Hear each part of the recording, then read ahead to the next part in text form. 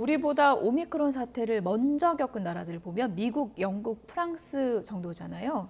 보니까 27일 정도면 공통적으로 정점이 달하고 그 이후로는 꺾인다. 그래서 오미크론이 어떻게 보면 한 달 전쟁인가 이런 분석도 있거든요. 동의하시나요? 어떻게 보십니까? 네, 각 나라의 어떤 상황에 따라서 예. 특히 예방 접종률이라든지 한번 자연 감염을 통해서 자연 면역이 어느 정도 생겼는지 또 사람 간의 접촉도 같은 것들을 좀 종합적으로 봐야 될 것 같은데 또 이제 그 나라에서 대응할 수 있는 의료 대응 체계라든지 역학조사라든지 이런 대응 체계에 따라서 감당할 수 있을 정도의 확진자 수로 통제하면서 유행이 지나갈 수 있도록 하는 것이 필요할 것 같은데 이제 우리나라에서 그것이 어떤 양상으로 나타날지 그러니까 자연 감염이 되신 분들은 적지만 3차 접종률이 비교적 높기 때문에 네.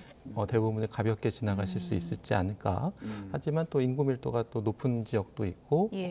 또 우리가 의료 구조상 병원도 좀 다인실이 많고 의원 같은 경우에도 약간 좀 박리담회식으로 많은 분들이 막 한꺼번에 몰리는 그런 구조이기 때문에 이런 것들이 이제 감염 전파에서 또 어떤 영향이 있을지 예. 좀 우리가 충분히 대비를 하면서 맞아야 될 것 같습니다. 교수님, 그런데 일각에선 이런 얘기도 있더라고요. 빠르게 확산된 나라에서 정점이 빨리 온다.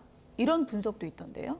네, 아마도 이제 빠르게 확산되면서 정점이 되는 이유 중에 하나는 아마 이제 한번 오미크론에 감염되신 분들이 예. 자연 면역이 생기면서 특히 이제 델타에 대해서 어느 정도 면역 효과가 생기면서 다른 바이러스 감염이 줄어드는 그런 효과로 봐야 될 것 같고요. 일종의 집단 면역인데요.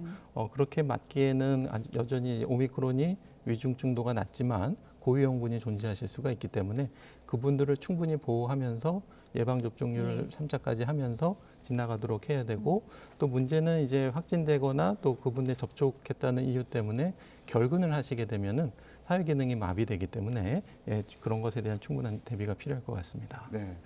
그러면 우리나라 같은 경우는 언제쯤 정점이 온다고 볼 수 있을까요? 일단 설 연휴 있으니까 그 이후에 급증하지 않을까 이런 우려도 나오고 있는 상황인데요. 네, 참 예측하기 어려운데요. 이제 정점이라는 거는 이제 우리나라 국민이 어느 정도만큼 감염이 돼야지 지나갈 수 있을 것인가라는 것을 추정해 봐야 될 것 같고, 우리나라 아직 자연 감염되신 것이 전 국민 한 1.5%밖에 안 되기 때문에 우리가 기대할 거는 이제 3차 접종의 효과를 기대해 봐야 될 것 같고, 지금 60세 이상 어르신들은 거의 85%까지 3차 접종을 하셨고, 50대도 거의 60% 이상 3차 접종을 하셨는데, 예. 18세에서 49세 젊은 층 같은 경우에는 사실은 본인이 감염됐을 때 크게 위험이 없기 때문에 굳이 3차 접종을 해야 되나 좀 고민이 많으실 텐데 본인을 위해서 맞으실 필요는 없지만은 주변의 감염 전파를 줄인다든지 예. 아니면 본인이 결근을 하게 되면은 또 사회적으로 좀 필수한 분야에 근무하시는 분들은 다른 사람들을 위해서 지금 맞으시는 것이 필요할 것 같습니다.